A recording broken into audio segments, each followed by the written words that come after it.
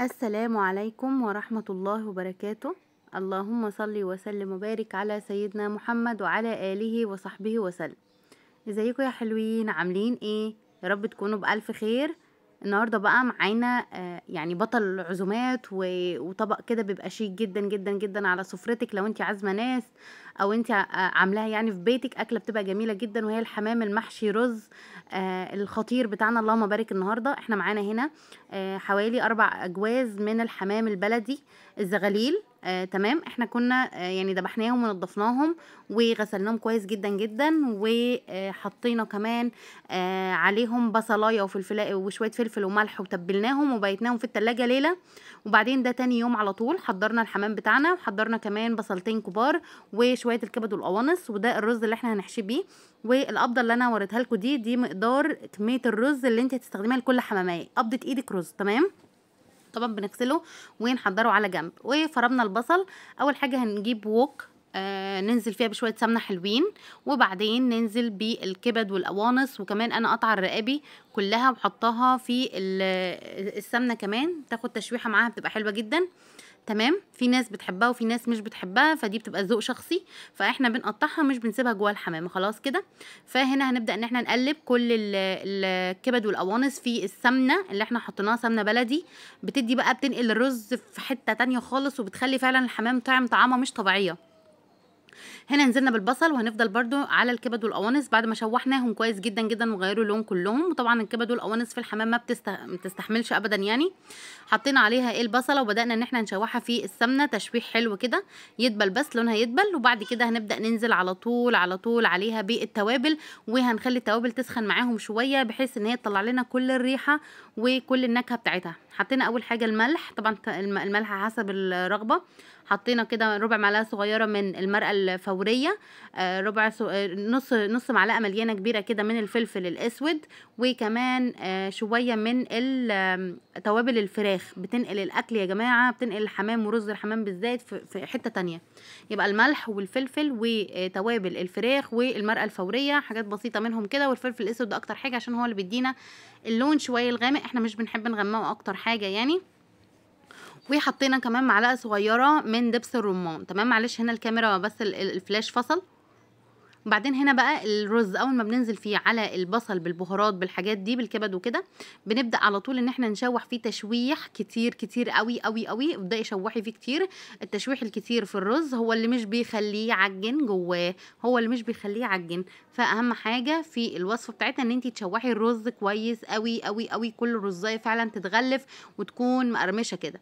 وبعدين نبدا ننزل بالميه السخنه شويه شويه كده لحد ما نشوف بس المعيار بتاعنا هيبقى قد ايه بالظبط. احنا بنحط يعني الميه بتبقى يدوب باينه من الرز، يدوب باينه من الرز، عشان احنا عايزين نسويه حوالي 70 او 80% بس تسويه، علشان يكمل سواه في الحمام ان شاء الله لما يدخل في النار ويتسلق. وطبعا غطينا عليه وعلى نار هاديه خالص وسبناه، هو كده اتشرب معانا واستوى يعني حوالي 70 80% بس سوى. هنبدا ان احنا ننقله في طبق تاني ونسيبه ان هو يبرد خالص على جنب. اول ما يبرد بقى بنجيب الحمام اللي احنا متبلينه القمر بتاعنا، وهنبدا ان احنا نحشي قلبه كويس جدا بالرز وتحت الجلد.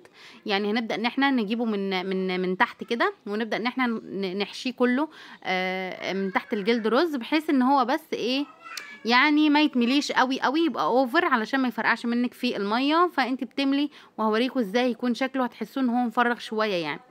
تمام، طبعا ده احنا لسه ما فردناش كميه الرز اللي جوه، احنا بس هنملى الرز وبعد كده نوزعه بايدينا، نفرده كده من بره بايدينا. بنمسك الرقبه برده من فوق وبنبدا ان احنا ندخل فيها الرز، نحشيها يعني رز. تمام، هي كده خلاص شكلها، بنبدا ان احنا نفردها بايدينا وخلاص على كده. دي مثلا واحده تانية اهو. احنا بس اول حاجه بنكتف ايديها لورا علشان شكلها يبقى افضل، في ناس ما بتكتفهاش، لا الافضل انت تكتفيها عشان شكلها يبقى افضل. تبدا ان انت تحشي تحت الجلد وتمشي كده الرز بايدك. تمام، يعني بطريقه طبعا رقيقه جدا جدا علشان ما يتفتحش منك او يفرقع. ونبدا نحشي كويس قوي قوي الزور بتاعها حلو كده. وبعدين هنبدا ان احنا نفردها بايدينا، وهتشوفوا في الاخر هيبقى مفروض ازاي. بنبدا ان احنا نبططه يعني، وطبعا بنكتف رجليها، دي اهم حاجه عشان الرز ما يقعش مننا. في ناس بقى بتحط خله سنان تقفل بيها، في ناس بتعمل بخيط، في كذا طريقه جدا يعني، بس احنا مش بنعملها بالطريقه دي. طبعا لازم تبططي كده بايدك. انا هنا جبت الميه اللي احنا هنسلق فيها الحمام، حطيت فيها ورق لورا وحبهان وفلفل وملح، فلفل اسود وملح وبصل وطماطم. هي دي المنكهات بتاعتي، او هو ده البوكيه جورنيه اللي احنا هنعمله يعني للحمام. انها خلاص الميه غليت وسقطت فيها كمان الحمام. اول ما تغلي ويعني تغلي حلو قوي كده، نبدا ان احنا نسقط الحمام. الحمام بينزل على ظهره عادي ونديله غلوه، وبعد كده نوطي النار بحيث ان هو يفضل برضو الغليان شغال. يعني هو الغليان هو شغال، احنا كده النار واطيه عندنا ولكن الغليان شغال، وهنسيبه على النار. لو هو غليل معاكي حجمها صغير هتقعد 35 ل 40 دقيقه بالكتير جدا جدا. طبعا معانا ممكن يحصل يعني حوادث عادي جدا، فواحده ممكن تطق منك، مفيش اي مشكله، ولما تيجي تتقلي برضو هتبقى عاديه جدا وزي الفل ومفيش اي مشكله منها خالص. ولكن كله اللهم بارك طالع زي الفل، وهو في الغالب بيطلع كله زي الفل. يعني دي ممكن تكون بس جلدها كان رقيق شويه او حاجه، انا حسيت ان في واحده فعلا جلدها رقيق شويه. هنا الحمام خلاص طلع. اول ما بيطلع بقى بنسيبه خالص يهدى ويبرد. ما بنبداش ان احنا نشتغل فيه ولا نحمره غير لما يبرد. وطبعا افضل حاجه الحمام يتحمر على الاكل على طول. فاحنا هنا كنا خلاص خلصنا الحمام وسبناه على جنب علشان ما كناش لسه هناكل دلوقتي. وبعدين هنا سيبنا الحمام شويه لحد ما هدي خالص وبرد تماما تماما. جبت بقى شويه من اللبن، حطيت عليهم شويه من السمنه وعملت لهم ميكس كويس. وبعد كده طبعا في طاسه على النار فيها زيت، بدات ان انا احط الحمام في اللبن بالسمنه. الخطوه دي حلوه جدا جدا وبتخلي الحمام فعلا مقرمش من بره وبياخد اللون الخطير بتاعه الجميل اللي انتوا هتشوفوه في الاخر. بياخد التحميره الحلوه قوي قوي قوي من غير ما يبقى يغير لون او ان هو يبقى لونه اسود مثلا، فلا دي بتخليه اللون بتاعه جميل جدا. هنا خلاص بنحط مثلا في الطاسه بتاعتنا شويه زيت او شويه سمنه، وتبداي ان انت تقلبي الحمام بتاعك. احنا هنا عملنا ميكس ما بين زيت وسمنه علشان يتحمر بلون جميل. وطبعا كان في رز باقي انا مزوداه، حطيته كده في قلب الطبق الاول وكملت تسويته طبعا بره، وبعد كده حطيته في قلب الطبق وبدات ان انا ارص الحمام القمر اللهم بارك بتاعي. انا يعني الحمام شوفوا اللون عامل ازاي، وشوفوا القرمشه بتاعته، وباين ان هو يعني ما شاء الله اللهم بارك، كان قمه قمه قمه في الجمال. تمام. احنا هنا هنرص الحمام بتاعنا بنرصه بطريقه برضو شيك علشان احنا برضو التقديمات لازم تبقى كويسه يعني. تمام. وانا هنا برضو بعرفكم عشان لو انتوا بتشتغلوا مثلا اوردرات او بتطلعوا اوردرز او حاجه، تعرفوا ازاي ممكن تقدموا الحاجه او تطلعوها يعني للناس. وبكده يكون يا حبايب قلبي الفيديو خلص معانا. اتمنى تشتركوا في القناه. يعني يا ريت اي حد يشوف الفيديو يشترك في القناه، ولو عجبتكم الطريقه يا ريت ما تنسونيش في اللايك والكومنتات الجميله والسبسكرايب. واشوفكم على خير ان شاء الله في فيديو جديد، ومع السلامه.